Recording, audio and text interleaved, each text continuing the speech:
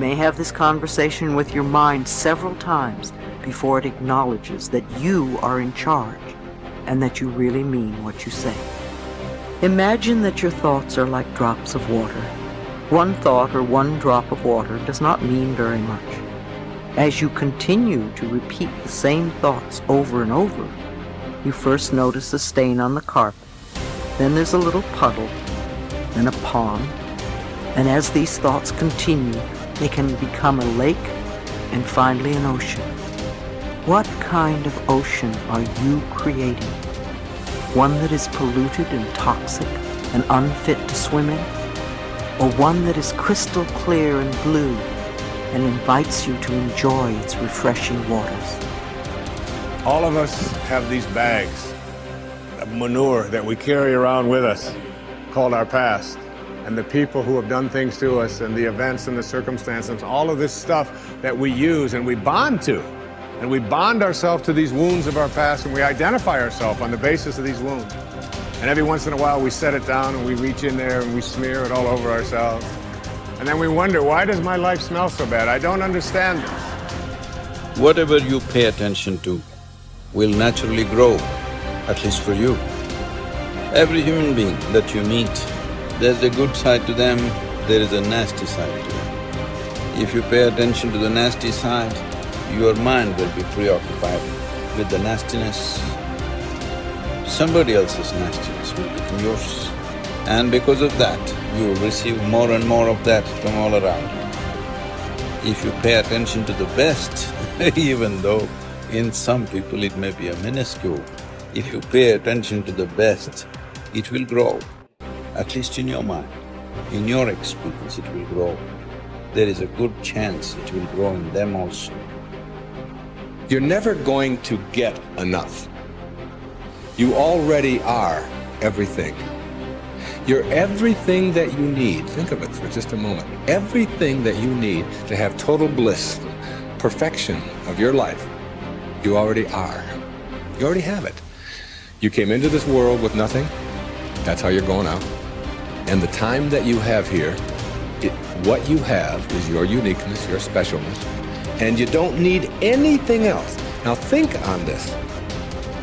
If you don't know how to appreciate what you have and where you are in your life, you don't need anything else. Because if you do get something else, you won't know how to appreciate that either. You'll just want more. Or you'll want it to be different. Or you'll want it to be the way it used to be. Or you'll want someone else to be the way you think they should be. If we are willing to turn our lives over to this greater power within us, the power that loves and sustains us, we can create more loving and prosperous lives.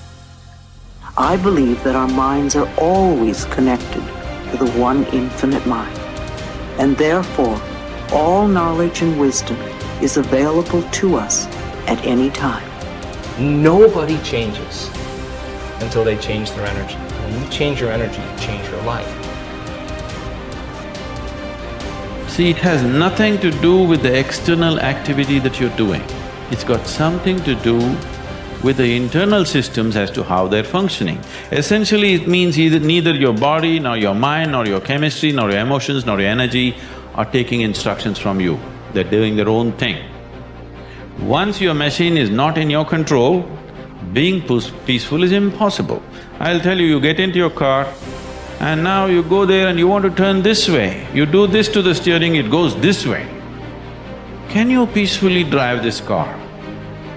Can you? No. Anxiety is natural, isn't it?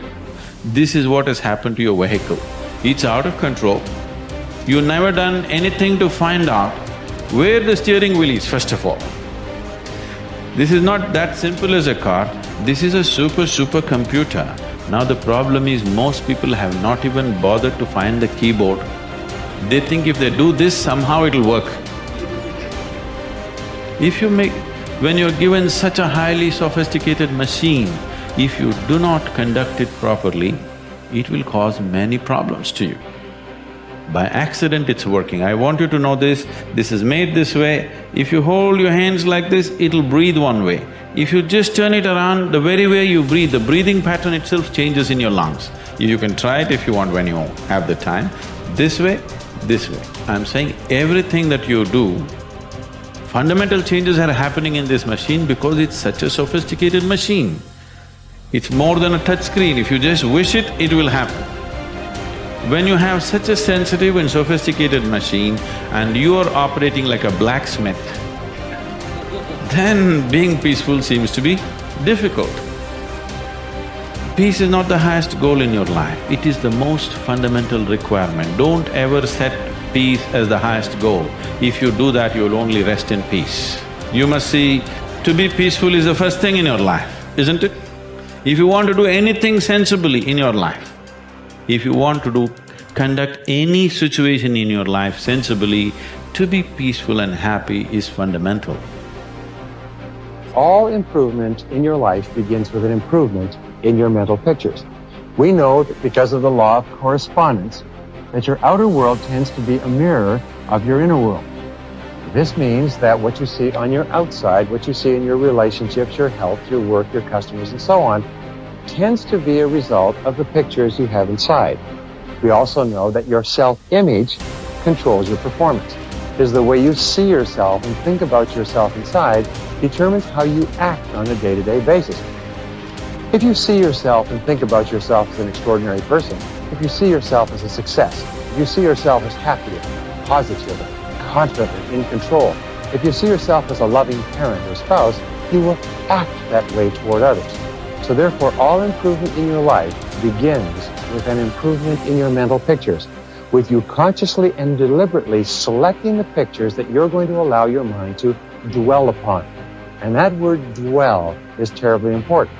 When you dwell upon a picture, your subconscious mind, just as with affirmations, accepts the picture as a command and goes to work to bring that picture into your reality. It's the most phenomenal thing. Your subconscious mind controls your reticular activating system or your reticular cortex as well. The reticular activating system is very interesting. It's a small part of your brain. It's like a switchboard in your brain that controls all incoming impulses. Let me give you an example. If you begin to tell your brain that you intend to be a great success in your field, that you are going to move to the top, that you're going to be one of the most esteemed people in what you do, if you're going to make a lot of money, whatever it happens to be, this is accepted as a command. The reticular cortex switches on all these switches, and from then on, you begin to see all kinds of possibilities that help you move toward achieving that goal. Why is it that successful people move so rapidly toward achieving their goals? It's very simple. It's because they're thinking all the time, and as a result of thinking about what they want, they see all kinds of opportunities around them to achieve them. The average person doesn't even see, because the average person is so worried about how little money they have and how much their bills are, all the problems are, and the more they think about those things, the more they get them. Men and women with clear values who are living their lives consistent with their highest aspirations are those who have a deep sense of self-confidence and well-being. We also said that the most important value you can have is the value of integrity. Integrity is the value that guarantees all the others. Having integrity means that you will not compromise on what you believe to be right in any area. Integrity is absolutely essential if you want to capitalize on your strength. It means more than anything looking at yourself honestly and making your decisions based on the fact that you are an extraordinary human being. Your feelings are very valuable clues to your choices and behavior. Your peace of mind and personal satisfaction is perhaps the most accurate guide you will ever have to doing what is right for you. To follow your heart, you don't necessarily need to make dramatic changes in your life or in your relationships. What you do need to do is to see yourself honestly as you really are, and have the courage to channel your energies and focus your strengths into your areas of greatest potential. When you do this, you will soon realize that you have made one of the best decisions of your life. Each person has great strength and potentialities, and each person is put on this earth to harness those strengths and apply them to benefiting themselves and mankind. The life stories of the great men and women of history are usually stories of people who discovered their strengths and utilized them to the fullest degree. Churchill was a great statesman and orator. Florence Nightingale was a tremendous organizer. Florence Chadwick was an incredibly strong swimmer. Abraham Lincoln was a far-sighted and compassionate politician and president. Mother Teresa was a truly loving human being with an infinite capacity to care for and support the sick and dying people of Calcutta. Joe Montana was a quarterback with an incredible throwing arm with the Washington Redskins. All around you, you see men and women who have grabbed their major talents. You can do the same if you have the courage to follow your heart.